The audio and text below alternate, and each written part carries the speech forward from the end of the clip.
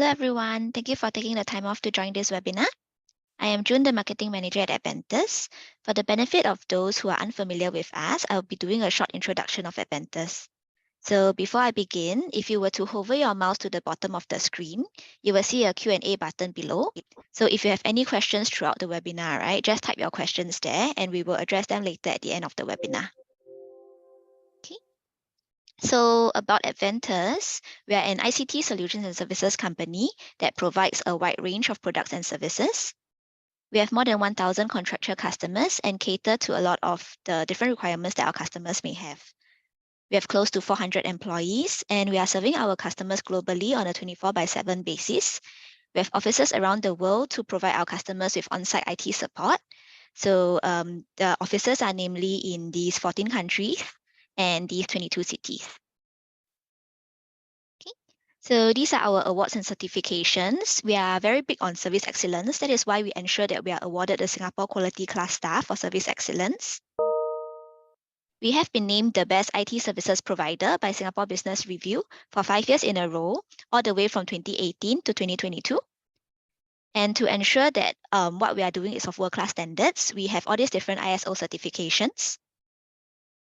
Lastly, we've been recognized as one of the best workplaces in technology and are also in the top 10 HR Excellence Award for several years. At Adventus, we believe that happy employees make happy customers. That's why we invest a lot in our employees to make sure that they are working happily in our company and hence serving our customers better. These are the technology partners that we are working with. Basically, we have a very close working relationship with most of the big players in the market. And in today's session, we have partnered with Sophos to give you an insight on cybersecurity and more on 2023 CyberThreat Landscape. These are some of our clients. We serve a multitude of customers from SMEs to big enterprise customers. So just to name some, we have Toyota, where we provide end user support supporting 800 computer users in Toyota. We manage the firewall for LBBW in Singapore, China, and Korea. We manage the network and server for Shiseido. This covers around 100 servers and enterprise network for 400 users. For KPMG, we do end user devices patch management for around 3,500 computers.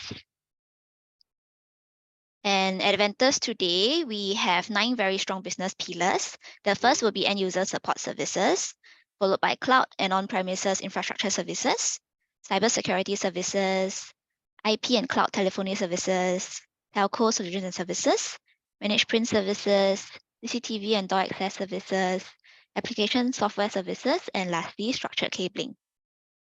Here's a breakdown of the services included in end user support services. So we provide remote support, on-site support, and also staff augmentation where we place a headcount into our customer's environment. For cloud and on-premises infrastructure services, basically we provide services such as infrastructure monitoring, infra maintenance and support, infra upgrade and migration, managed network services, managed backup and disaster recovery services, and even new office setup or relocation. When it comes to cybersecurity, we are CSRO licensed to be a service provider for Managed Security Operations Center, SOCE in short. Some services that we provide here will be endpoint protection for end user devices and servers, patch management, multi-factor authentication, firewall, vulnerability management, and managed network access control. For IP and cloud telephony, we have our own SPO service provider license. We provide services for on-premises IP phone systems as well as cloud telephony systems, such as Microsoft Teams Direct Routing. Under Telco Solutions and Services, today we are partnering with Singtel. We are Singtel Go Channel partner in this area.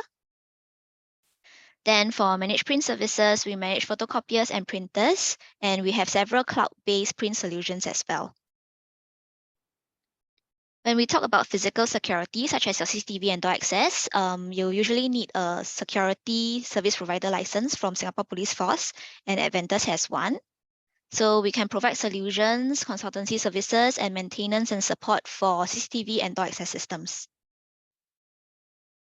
For application software services, we currently provide services for ServiceNow and Microsoft Dynamics 365 CRM. And lastly, for structured cabling, we have our own in-house cabling team to do the planning and laying of cables. Overall at Adventus, we have over 300 employees in engineers in an extensive suite of ICT domains and disciplines to cater to various needs of our customers and clients. So each of these divisions comprises of engineers that specialize in the particular field itself. So in today's market, Adventus is strategically and uniquely positioned in the market because we are the only IT vendor that can do all these solutions and services in-house, ranging from your print to CCTV to IP telephony to cloud. We can be your single point of contact in all these areas that we have. Okay, so now I hand over to Chi Kyong, the Senior Security Solutions Engineer at Sophos, who will go more in-depth into 2023 CyberThreat Landscape. Once again, if you have any questions throughout the webinar, just type your questions in the Q&A portion below, and we will address them later at the end of the webinar. So Chi Kyong, over to you. Thank you so much, June. You all can hear me, right? Yes, loud and clear. Right, so let me just share my slide deck.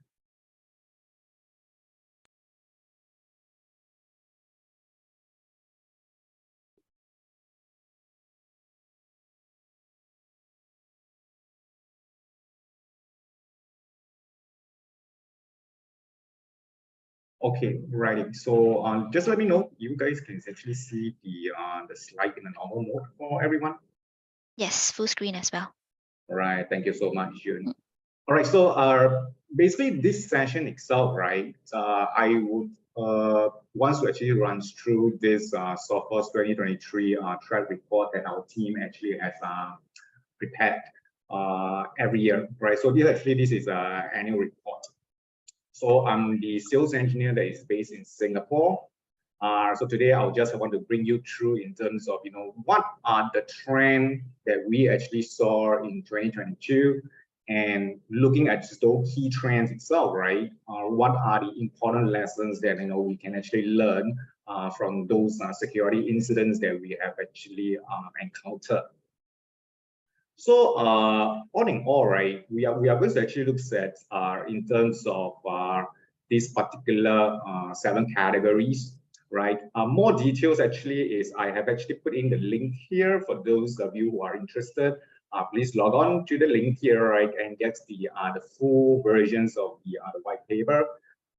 So what today actually is what we're covering, right, is the top 7 key trends, right, that we actually saw within the industry itself, right, with regards to 2022.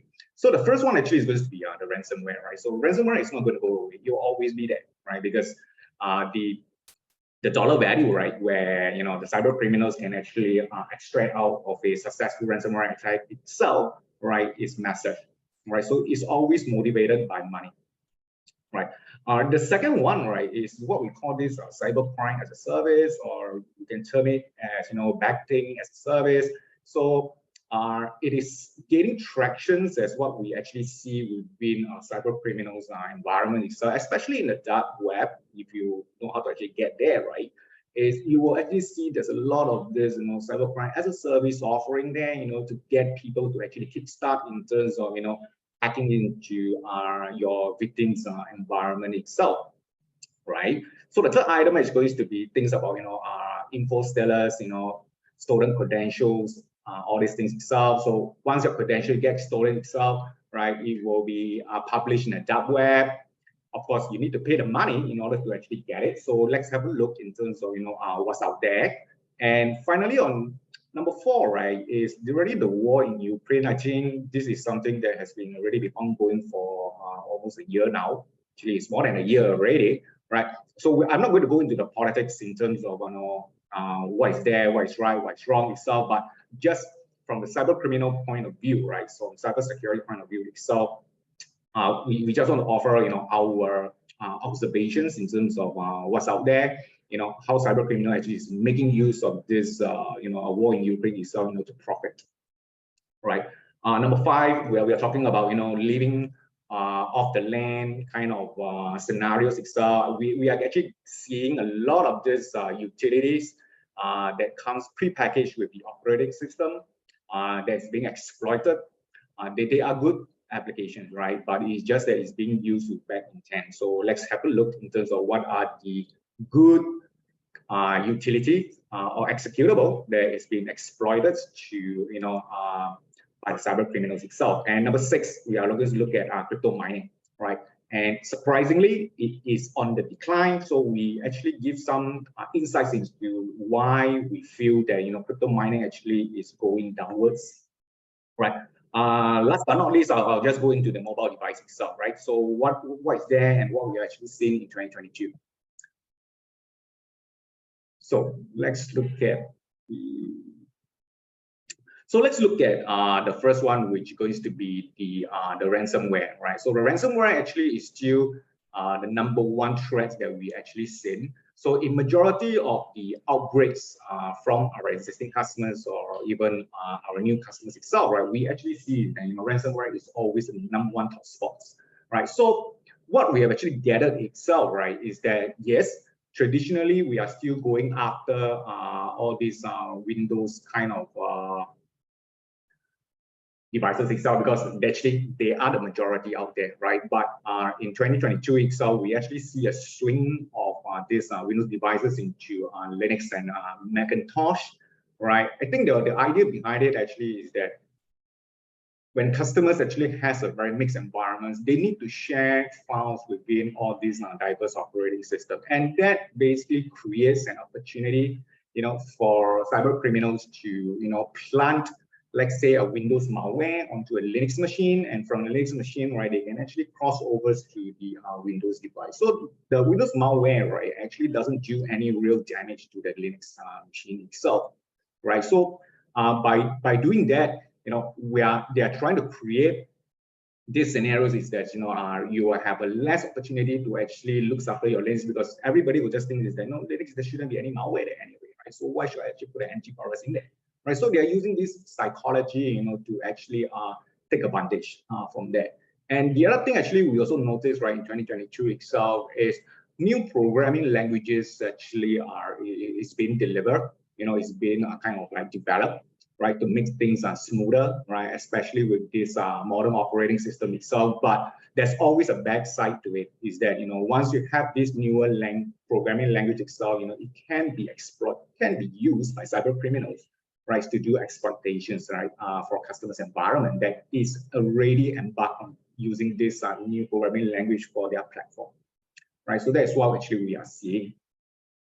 The second thing actually is that when we talk about ransomware, right, we also want to look at how is it evolving.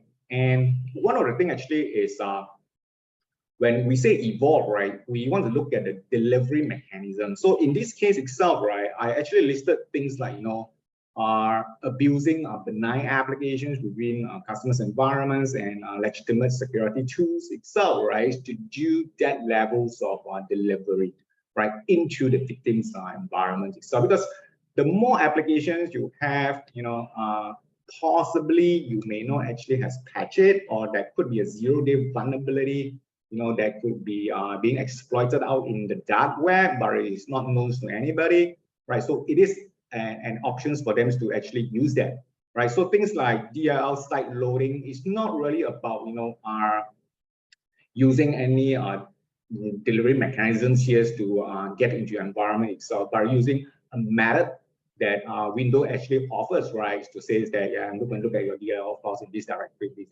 right? So I'm going to actually make some modification itself, to jump out of the normal loop, right, and actually apply my own malicious DLL there, right? And then you can actually see that, in packets is something that we actually seen in 2023. So it's a collection of tools that, developers actually use for their day-to-day job, but it can be actually used, right, to malicious intent. So that is on the delivery. But if you actually look at innovations in terms of the extortion matters itself, right, we actually see, some really innovative way where when a victim comes in to say is that my files is encrypted, so I want to do some payments in order to get my files back. Maybe can I go with a subscription model? So you don't have to pay upfront, right? They are actually offering you, a subscription model that you can actually pay on a monthly basis to get your files back, right? So you can actually see how innovative actually they are when they actually think about, when the victims comes to me, right, what will be their major concern, right? The thing actually is, organizations' reputations, right? I do not want to let anybody know that I have been breached, right? So they actually have some confidentiality that they can actually offer, right, to their victim when they actually make their payments to get the data back. So we are actually looking at and seeing all this sort of shifting of paradigms, in terms of their innovations. But the most leading the pack one, right, I would really say is Lockbit, right? So Lockbit actually is one of the major ransomware out there today, right? So what they are doing really, right, when it comes to innovation itself, right, is that they actually introduce bug bounty program. I think for people who are in an industry, you probably know that Facebook also has this kind of bug bounty program as well, to find loopholes within the application itself, and let Facebook actually knows about it, and then they'll actually pay you a handsome sum of money for doing that penetration testing for them. Right, same thing goes with ransomware rider as well, right? When they actually deploy their ransomware packs out, right? They are also inviting, of course, not the traditional you or me, right, to actually do all these things itself. Those pen testers, those developers actually in a Java itself, they actually invite them and say that, hey, this is my program, right? Crack it, and can you find any weaknesses in that particular application itself?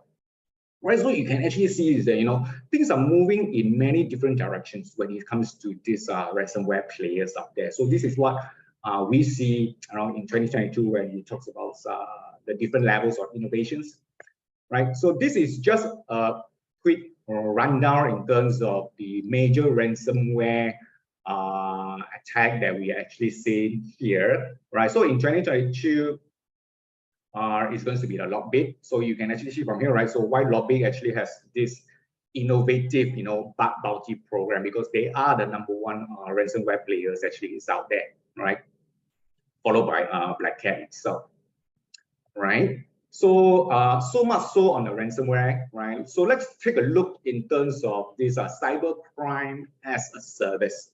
So what actually is happening, right? So it doesn't happen in 2022. It started actually a couple of years back already, but it's just that it is now moving in very fast pace, where they actually are kind of like I'm creating a lot of this cybercrime as a service, right, to potential cyber criminals that may not have the technical knowledge, or they probably do not have the platform that they can actually use to even hunt for the potential victim itself. Not to mention, after you hunt already, right, you need to actually get into the environment. So they are actually providing all this as a service. So the examples that I have actually showed here, right, is one example is phishing as a service.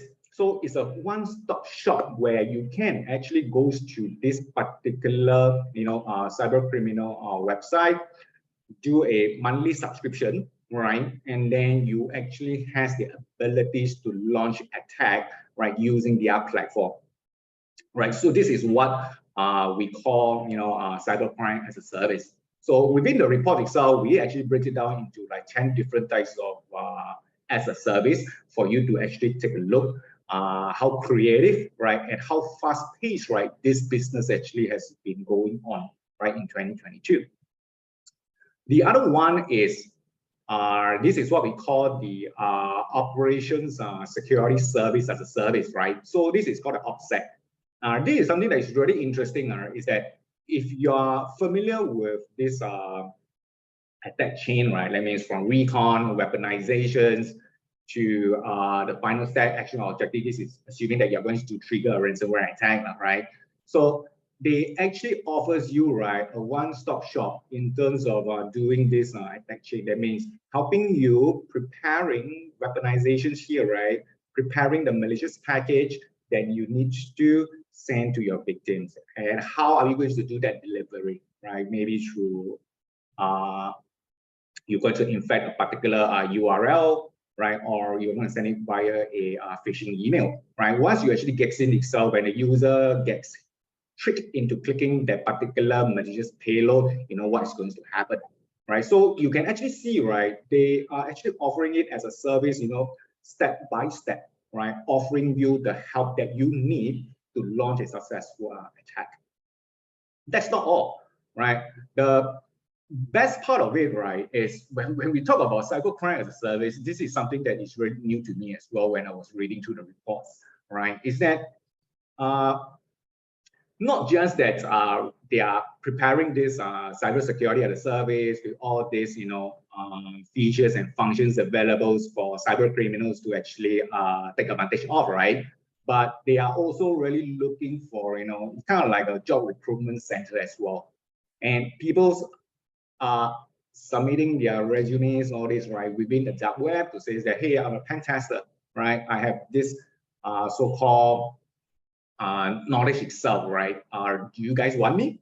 Right? Those kind of stuff. Actually, you can actually see that, things are actually happening within that categories where, normal people like you and me typically don't go there, right? So this is something that we actually see pretty much in terms of this cybercrime as a service itself, right? So not just a platform, but people are actually exchanging, ideas and getting themselves employed and promoting themselves, what is their skill set that they actually have, right? To for the particular ecosystem to keep growing, right? So that is cybercrime as a service, right? So the other part of it is going to be the info stealers, right? And what it actually means is that, how is it going to benefit, right, the cybercrime organizations, right, to get a head start, right, in the attacking, in the particular attack itself. So one of the things actually is they already harvest, all the credentials and all the password, right, for particular organization itself. They actually put it on the store within dark web, to the highest bidder, right? You can come and just get it, right? So that is what actually is happening out there as well, right? So the thing about this actually is that's why we keep saying is that, once your credentials get stolen and get published into the dark web itself, right? Always, implements multi-factor authentication, so you have a dual levels of authentication, right? You never know when or where, right, your credential has already been stolen and has been published actually on the dark web, right? So this is what actually is happening there as well, all right? The other thing actually is just to give you an idea, these are the malware that our Sophos Labs has been tracking over the years in 2022, right? So we actually identify what they are, right? These are the info stealers malware that is grabbing username and password, from organization itself. Once you get hit itself, right, they will actually plant this in your environment silently to keep harvesting all this username and password and publish up on the dark web. From a product standpoint, right, you will probably want to really look at MFA. So MFA actually is still one of the best mechanisms out there, right, to really defeat stolen username and password itself, right? Always, right, have mechanisms to actually implement MFA, right? From a security product standpoint, I just give you examples down here is that we actually has a features that are actually built into the product, right? That actually looks at protecting, your sessions cookies within your browser itself, because browser typically tends to have the higher capability, right, to store sensitive information about your credential, right? So we actually built something in there to protect your session cookies, right? So this is what actually we have actually seen here. And the other thing that is really interesting to know, right, is not just the bad guys are interested in those username and password, right? People like white hat. So white hats are those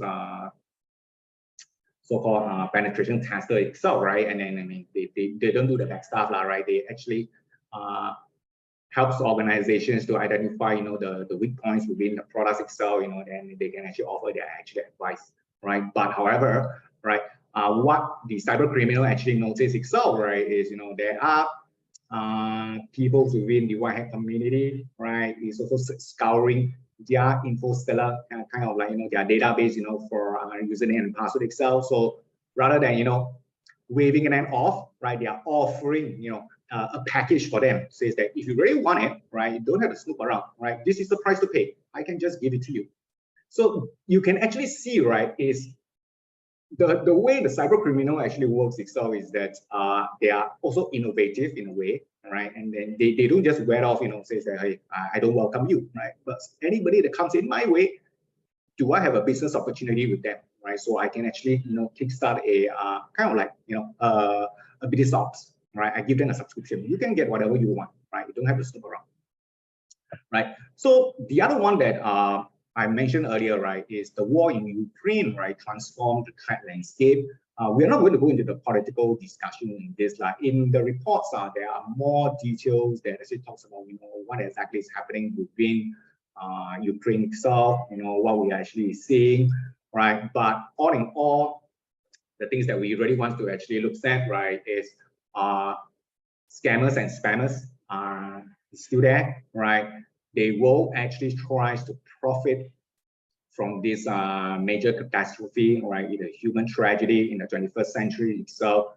People are being drawn, right, into wanting to understand, what's going on, and then they want to make that contribution, right? So scanners are actually doing this to profit out of this particular situation, right?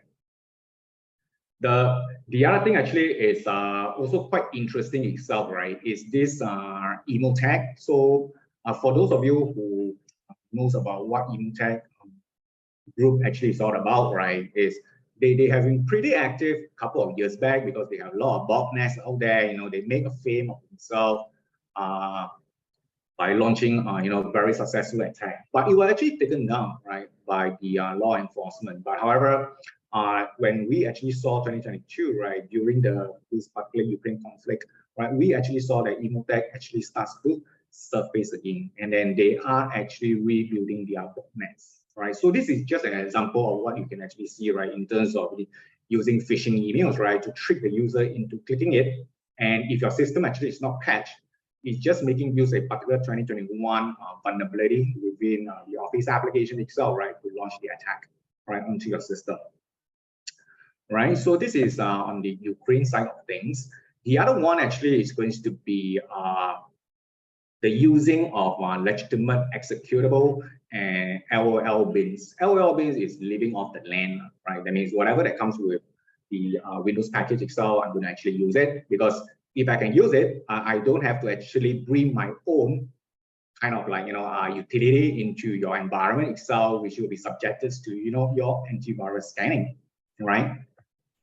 So what we are seeing down here, right, is we can actually see is that there's a lot of popular applications out there that is being used by the blue team and the red team itself. So if you understand the terms, right, these are the adding as an attacker, to really understand what are some of the weaknesses that exist within a corporate network environment, right? So you have things like Metasploit applications, Cobalt Strike, and Brute Ratel actually was recently added to the list. We have not actually seen it in the past, right? Metasploit and Cobalt Strike actually still are the main applications out there. Okay.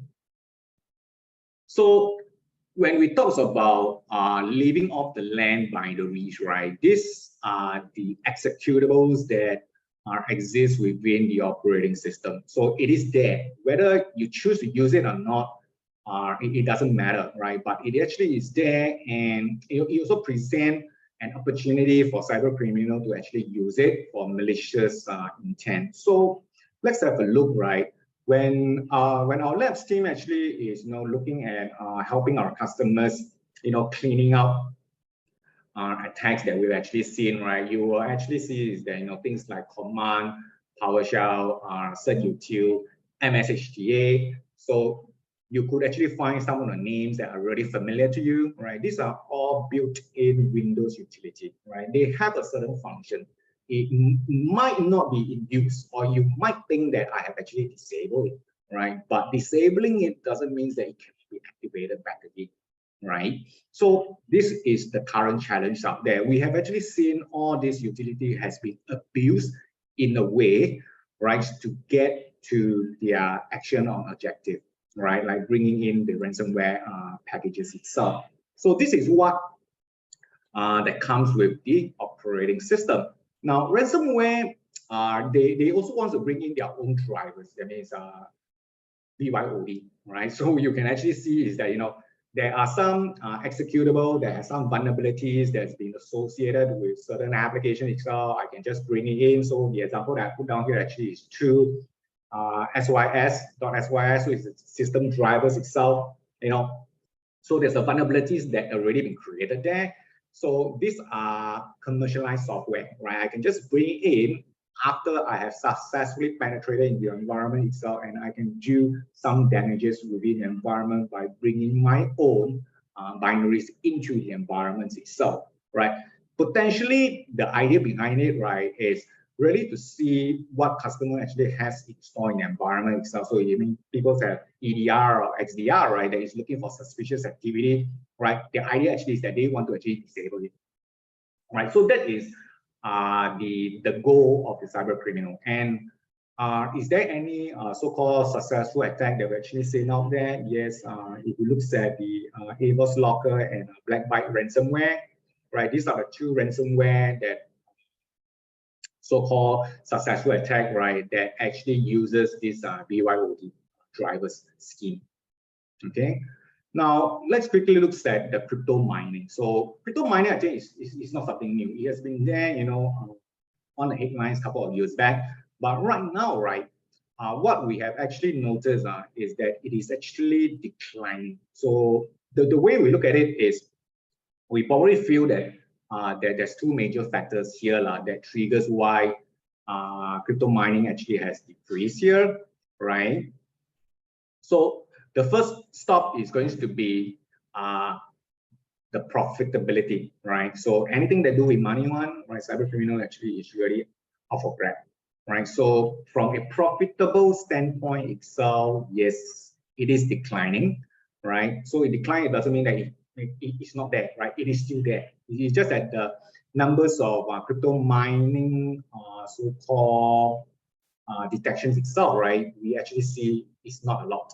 Now, the second part of it, right, is going to be a little bit interesting itself, right? Is that miners, right, typically is when they get a foothold into a customer's environment itself, right, they will want to prevent other mining or so-called miners, right, from coming in, right? So they actually install, you know, you can think of it like they actually install some security gates out there, you know, to prevent other miners from coming in to, you know, disturb whatever that they have, whatever that they have actually been installed and, you know, running undetected within a customer's environment. So you can actually see some rivalry here as well. So besides the profit is getting lesser, right? The other part of it, the other part of the equation where we actually see that there's a decline itself, right, is this rivalry that actually is happening between different miners, right?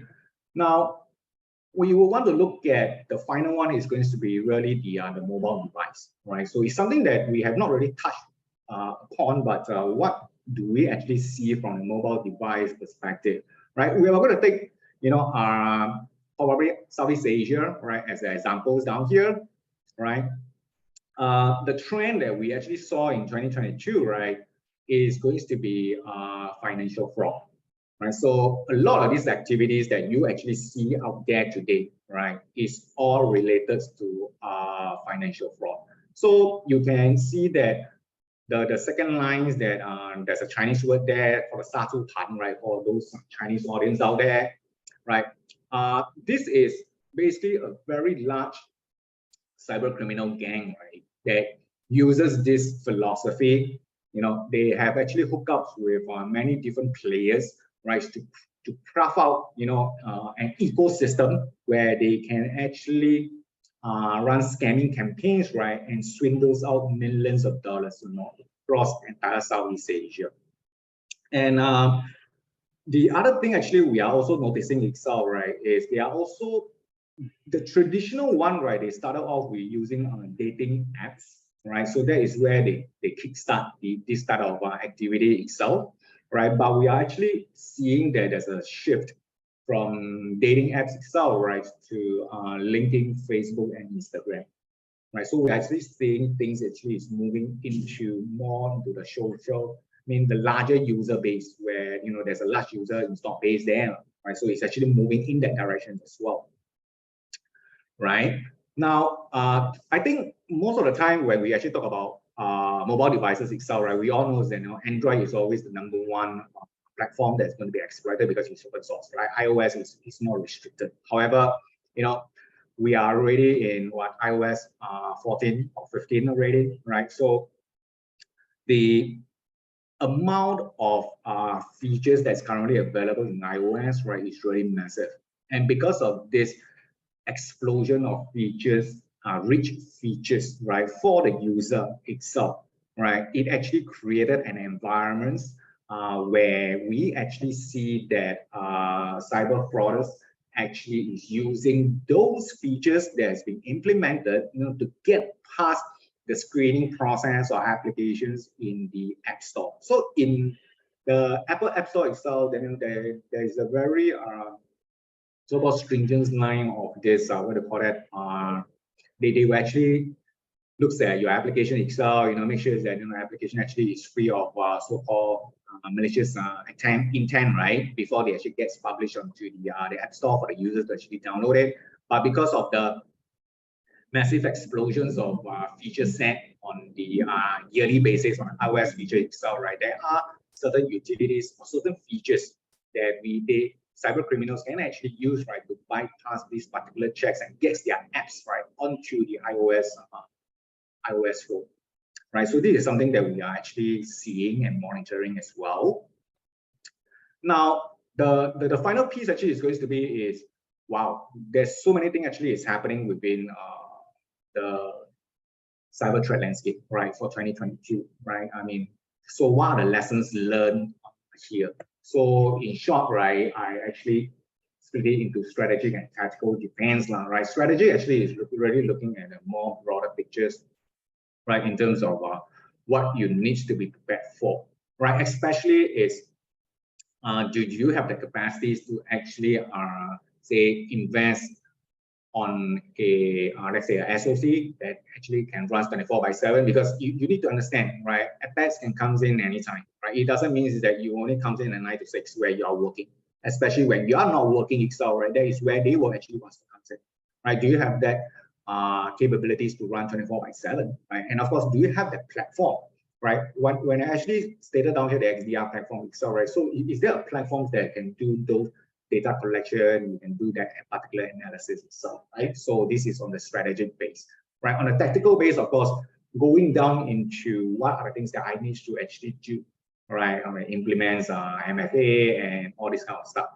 all right? So that is between strategics and tactical. But the next couple of slides, I just want to focus on the strategy defense in terms of what XDR actually means, right?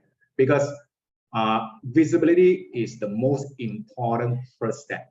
You need to know what is happening in your environment before you can even do the containment and remediations, all right? Because if you don't even know what is happening, what are you going to do, right? You can't do anything, right? So visibility actually is very important.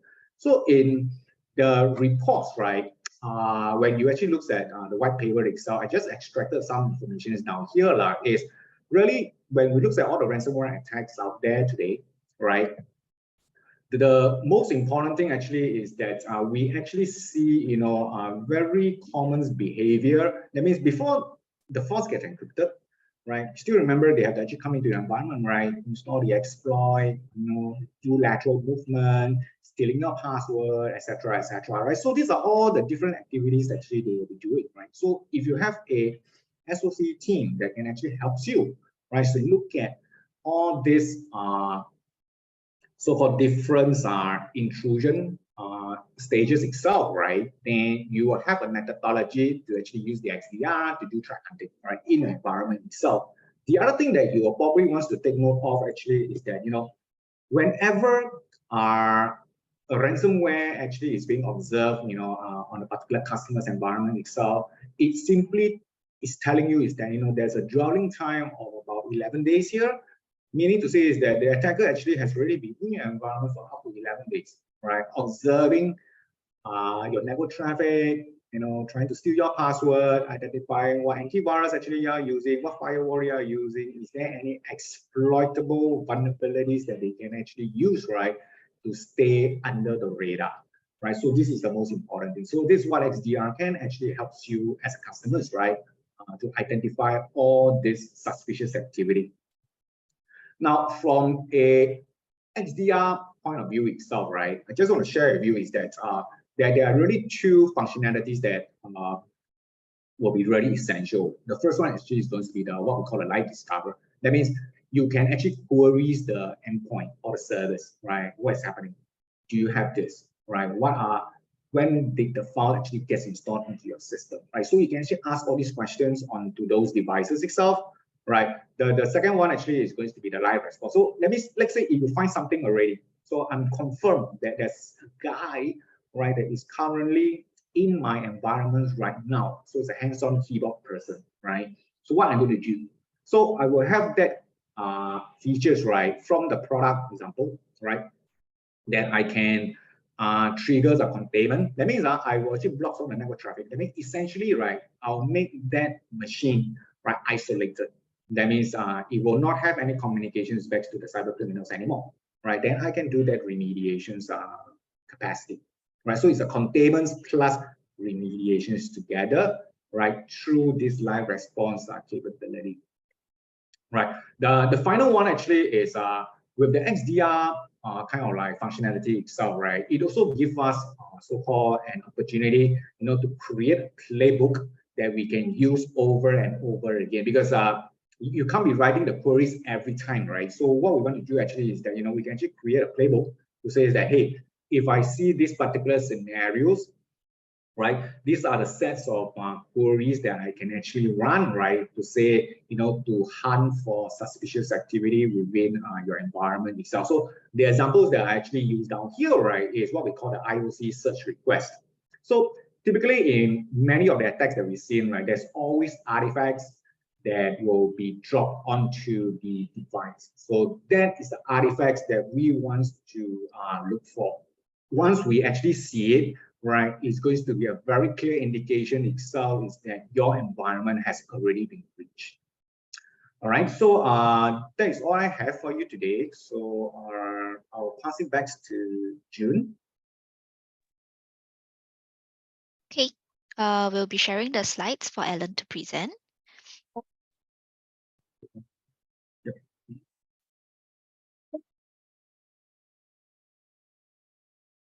Hi everyone, thank you June for introducing me. Okay, so how Adventus actually is partnering with Sophos today is actually Adventus is a managed security provider. So what you do is we actually monitor. Okay, so we are a license provider. If you don't know that in Singapore now to provide this kind of services, you have to be licensed by CSRO, Cybersecurity Service Regulation Office.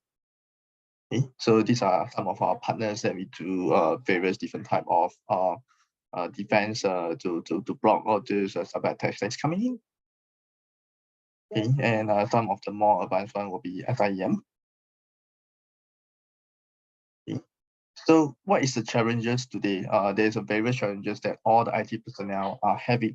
First of all is Outlook. I'm not sure you guys know there's OBT just last month. By just receiving your email, you're a Windows user, you have Active Directory, you are already being compromised. They don't need to you don't even need to open your email, you don't even need to open any attachment. The password is already leaked. You can actually launch an attack from a PC.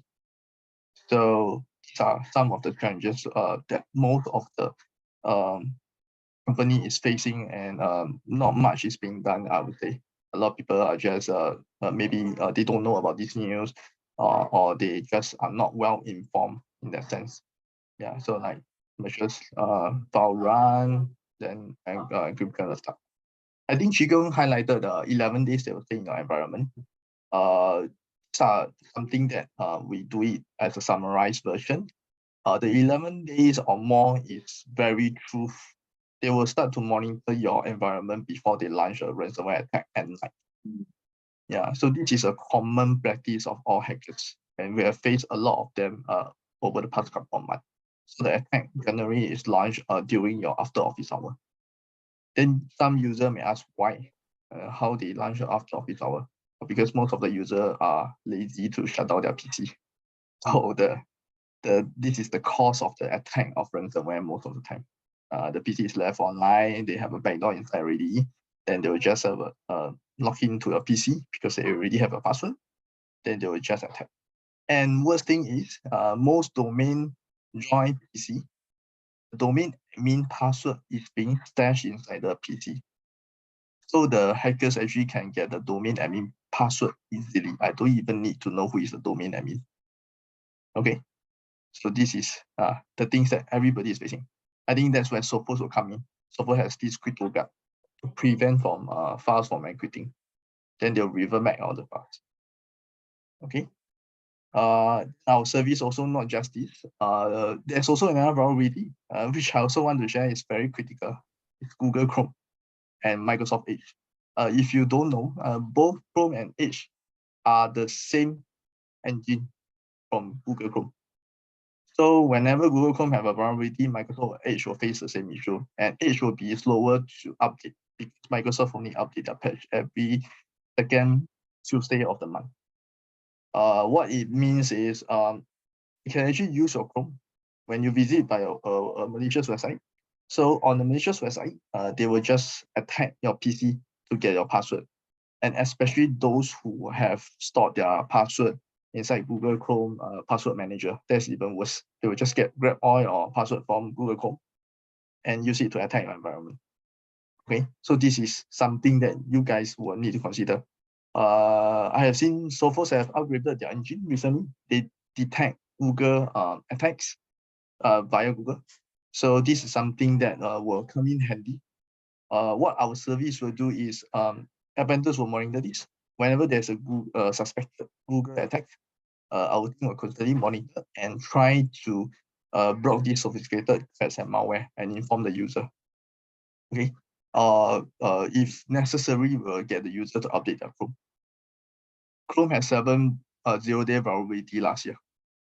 So this is for the info. I'm not sure how well did you patch your Google Chrome.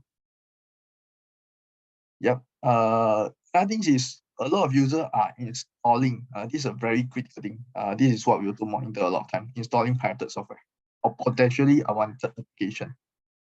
This is something that is different. I believe I used a number of solutions before. There are some endpoint security are top-notch, but they just do malware, Trojan, botnet tracking. But Sophos have this capability to block a user from installing unwanted software. Okay, things like other things that IT are trying to prevent users from installing nowadays. If you don't use Microsoft 365 and you're still on-premise server, will be like Telegram, Signal, WebEx, everything. All these don't need administrator credential to install. They don't need to inform IT administrator. Okay, so what we can do in Sophos is we will monitor all these potentially unwanted application, and if you want, you can do a policy to block it outright, so user cannot even install. Yeah. So zero trust capability and it have artificial intelligence. So XDR something different. If you are using Windows Defender, okay. You think that Microsoft Windows already come with a Windows Defender free. Why should I buy or spend money on Sophos antivirus or endpoint security? I back to my statement previously. Windows only update every second Tuesday of the month. This will mean that your Windows Defender will also only update every second Tuesday of the month. But virus has been updating, has been created every day. So how well are you protected with Windows Defender? Unless you upgrade yourself to Microsoft 365 Defender, that's a different thing. Okay, but that's very hard to configure. Okay, but Sophos give you a very friendly UI, easy to configure, a very intuitive platform for you to use. So this is where you can consider that Sophos will be the one that you can use. Okay. So that response, XDR also come with another capability, which I want to highlight would be, it also gave you a vision of suspect event, which normal antivirus without XDR, they don't give you this kind of events. The suspected event would trigger your investigation to see whether is it a real event, because it may escalate into a real event and alerts. by that time, it may be too late because the ransomware have already been implanted and the file has been locked up. Okay, so suspected event like, oh, there is an escalation of a pre-breach. So I actually compromise the user password. As I say, once I compromise the user PC, I can get hold of domain admin. If I elevate my access, this suspected event may trigger. Okay. So XDR, it can also integrate with SIEM. So if you want to consolidate all your information, because XDR have these data lake, so they store 90 days of data.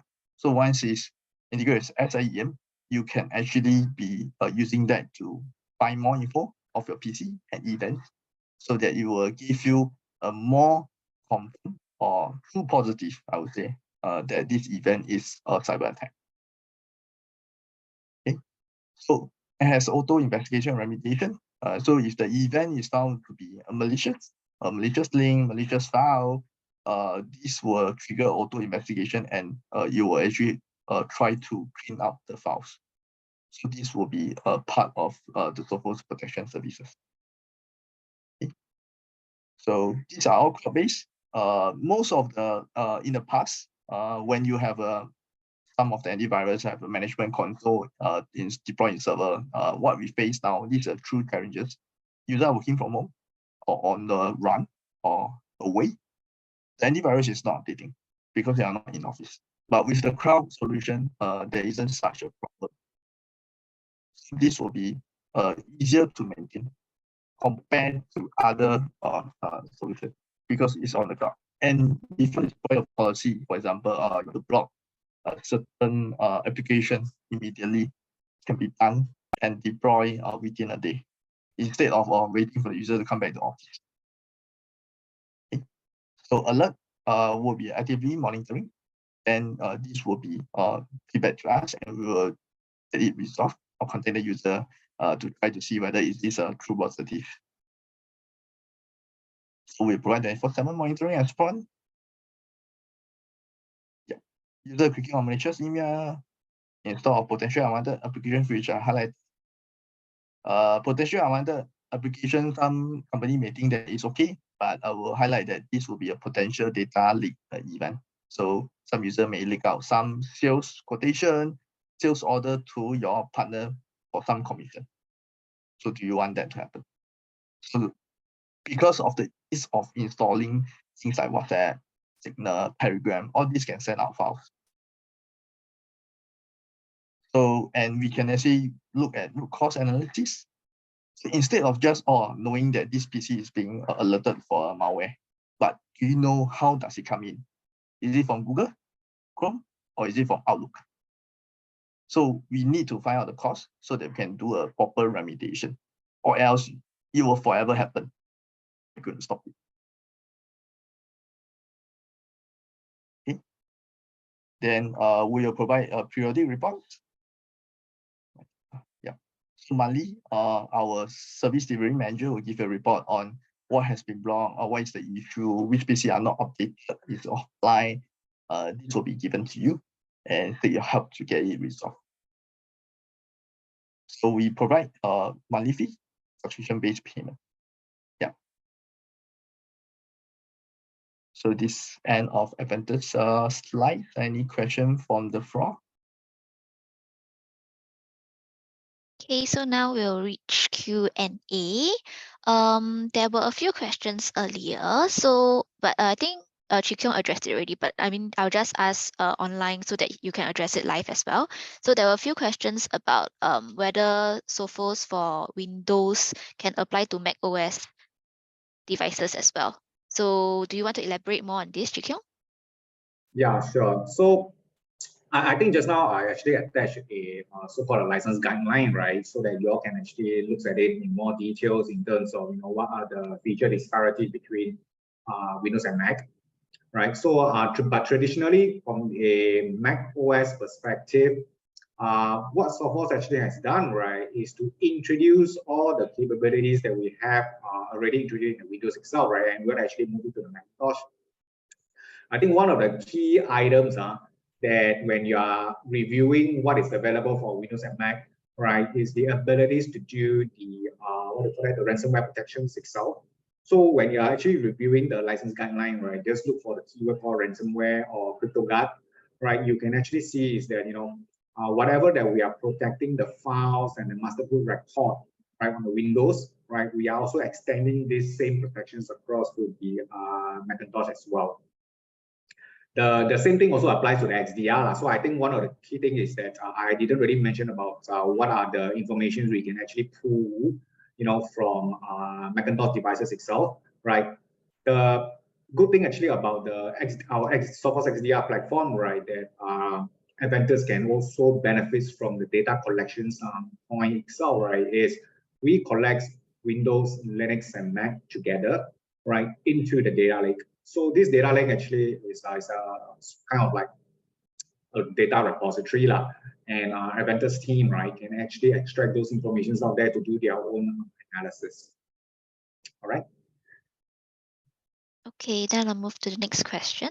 Mm-hmm. Is Sophos better as compared to other protection other endpoint protection like Trellix and Trend Micro, and what is Sophos's closest competitor? This is a tough one, man, actually. So what I think is really coming from the angles of protections itself, right? There are a lot of these third-party reports that you can actually review through. So it's not just marketing talk itself. Say, hey, yeah, we have all these protections capability, right? And we are the best. It's not about that, right? So what we really want to actually accomplish itself, right, is when you review this third-party testing organization, people's like A/B tests, SE Labs, all these guys, right? They actually do on a very quarterly basis in terms of testing the product, right, the protections capability in real time, right, using known exploitations modules out there. So they actually looks at the different protections pillar that you have, how fast you can actually stop the attack, right, or how far down the attack chain itself, right, can the malware actually goes before the product actually detects it and actually blocks it. The other part of it actually is going to be a really interesting one, right? When you actually review the SE Labs report itself, right, it actually talks about false positive, because I can tune the products, right, to say that I can block every single thing out there, right? But there's a lot of false positive. Do you really actually want that, right? You probably wouldn't want it as well, right? So it's a balance, right, between how much we can actually detect, right, versus a very low number of false positive. So coming back to your questions, right, how do you think Sophos actually can compare with our competitors itself, right? Have a look at these SE Labs and AV Test itself, right? These are the two main ones that Sophos actually participates on a yearly basis, right? You can actually look at the overall scoring mechanism Sophos actually achieved, right, over the years. It's not just 1 quarter, 2 quarter, yeah, we achieve very high score, then after that we just forget about the whole thing. No, actually it's not, right? Review it through the couple of years, right? See how Sophos actually maintain the scoring mechanism across the Windows and Mac operating system. All right, back to you, Jun. Sorry, just to add on the third party, right? Sophos has been in the leader quadrant for Gartner endpoint for 13 years consecutively. So not a lot of other vendors that can be in the leader quadrant for 13 years straight. And in the Gartner peer review, we do have a very high rating of 4.8. So Sophos is one of the highest rated, and plus one of the brand has been reviewed by many of our customers. So I think these two points actually prove our Sophos capability out there. Thank you. With regards to the Gartner quadrant, there's a question asking where can you find it.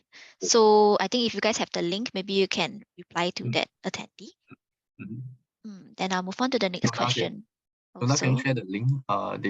You have a link. Also download the Gartner quadrant from Sophos website. But you have to register yourself first. Yeah. Yeah, I can share the link shortly. Okay, can.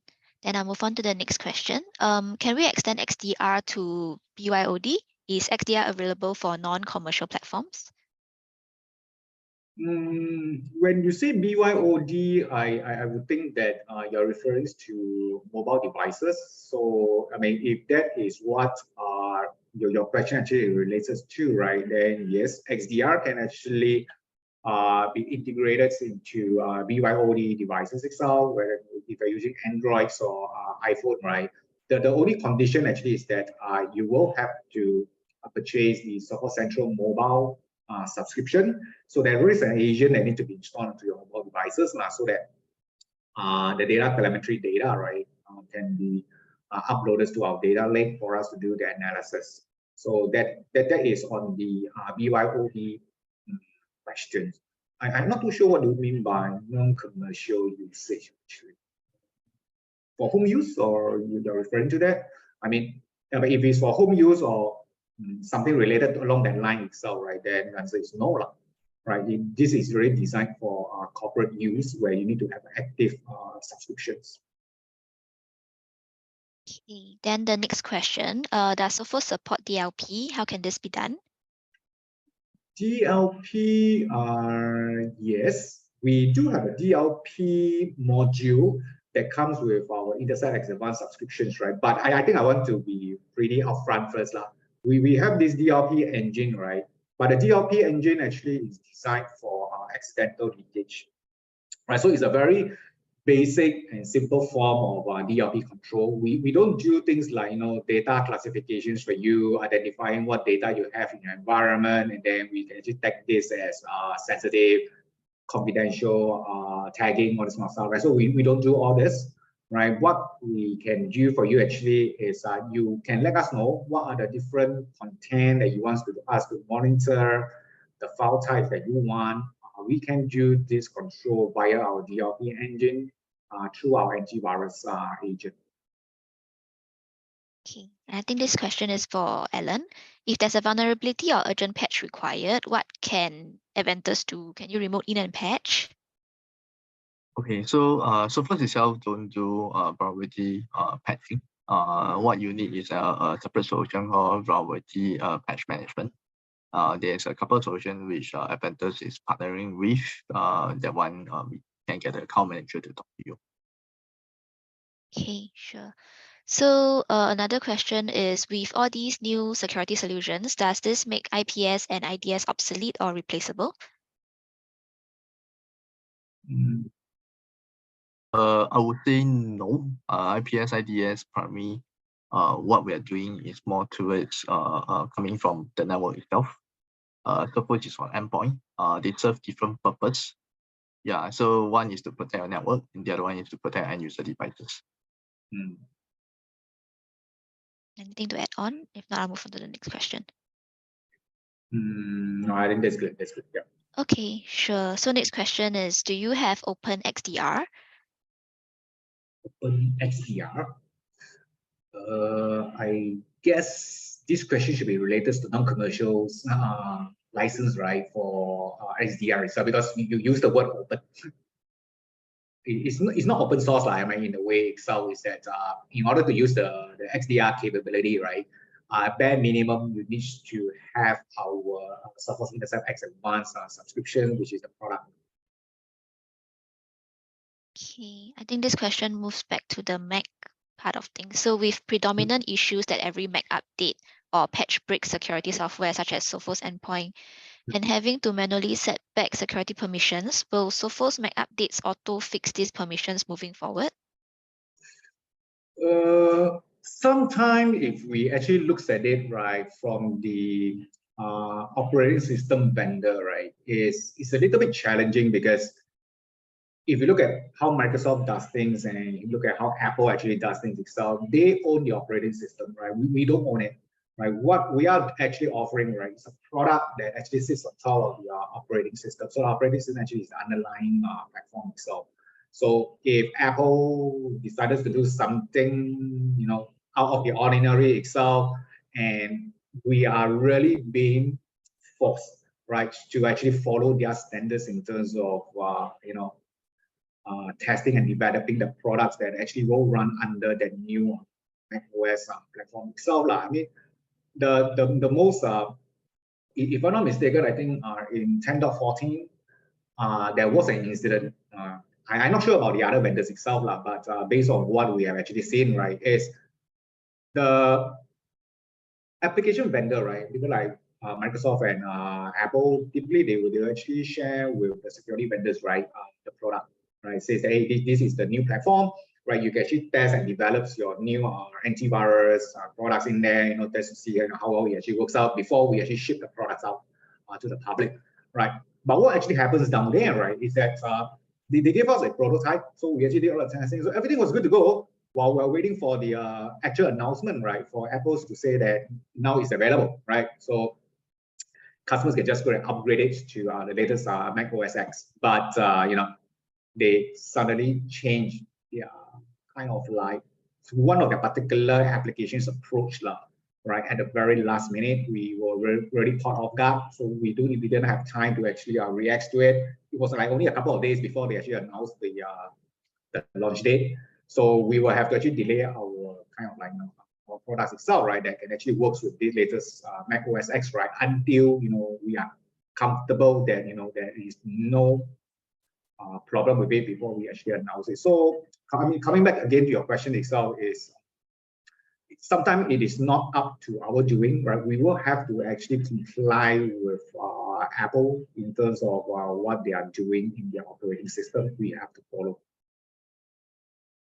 Okay, one last question from the floor because we've overrun already. So what is the difference between EDR and XDR in Sophos? Okay. In short, right, EDR is endpoint detection and response. So EDR means is that we are only able to offer you the data coming from the endpoint and service, right?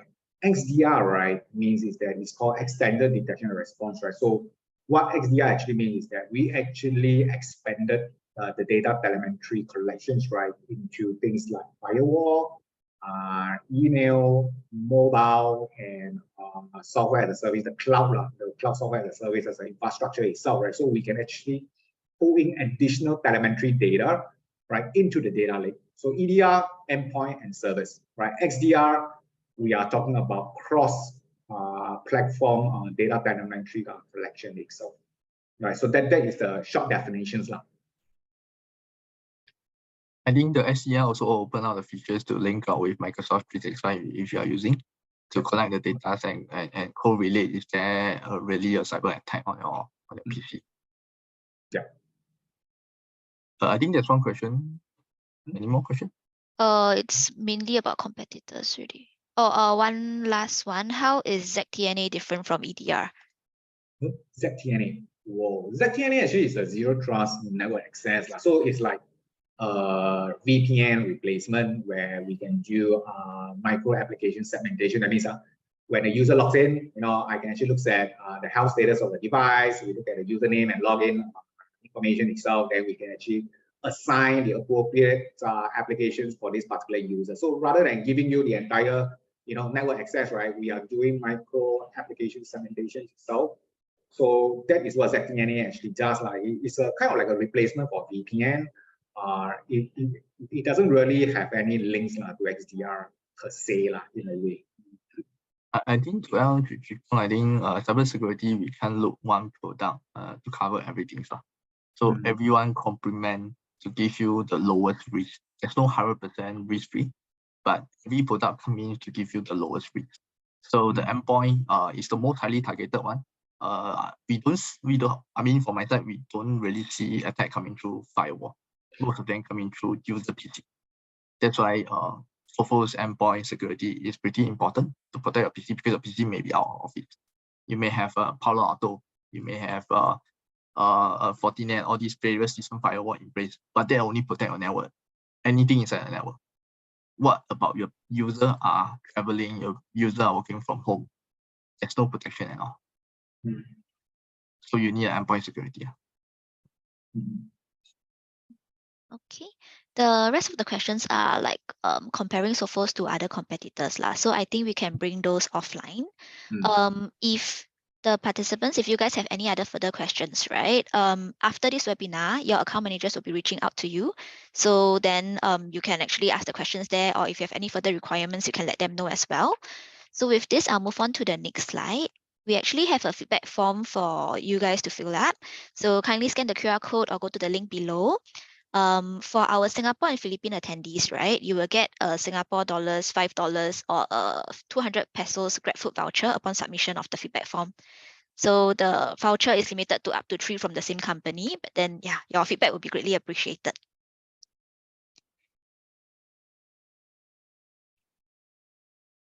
So with that, I will conclude this webinar. I would like to thank the speakers, Alan from Adventus and Chikyong and Yongta from Sophos, and also thank every one of you for joining us today. I just move back to the feedback slide as well first. So thanks everyone. Thank you, everyone. If you have any everyone. questions, yeah, we will just get the account managers to reach out to you. Thank you.